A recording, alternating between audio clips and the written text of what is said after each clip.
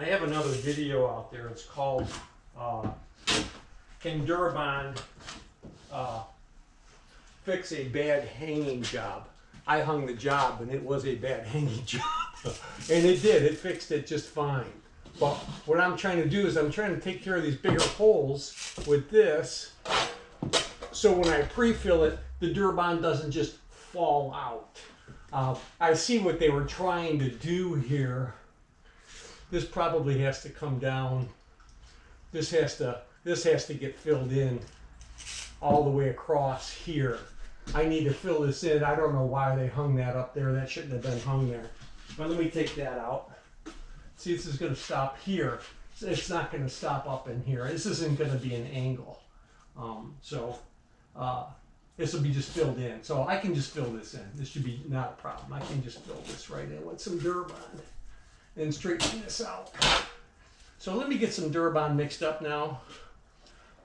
This one can be just done. This is rough. This is very, very rough, guys. I had no choice in what I'm doing here. I'm not the builder. I'm just the drywall contractor, and so I don't know what they bid on, but I think all of this drywall should have been removed, but it would have added a huge amount of money to the cost if we would have removed all of this drywall. So, and it would have taken a lot longer, but we'll get it done. It's going to look awesome. So I am ready to pre-fill now. All right, I'm not ready to tape yet. I'm just ready to pre-fill. So let me get things pre-filled, and then I'll come back to you. I was just recording, doing all the stuff while I was recording, and realized my radio was playing in the background, and I'll probably be breaking some copyright laws. But I was just explaining how I do this with the rubber knife, and how I'm just pre-filling it right now. And I just need a little bit more here. And years ago, 40 years ago plus, they didn't have straight flex, level line. They didn't have those things. So you had to do this with tape, paper's tape, because that's all that was available. And I learned with very, very light off angles like this. This one you can tape.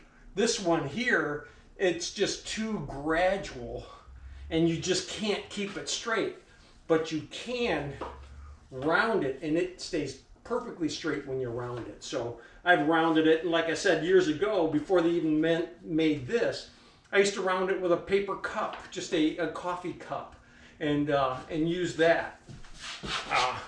That reminds me of when I was working in Phoenix, Arizona.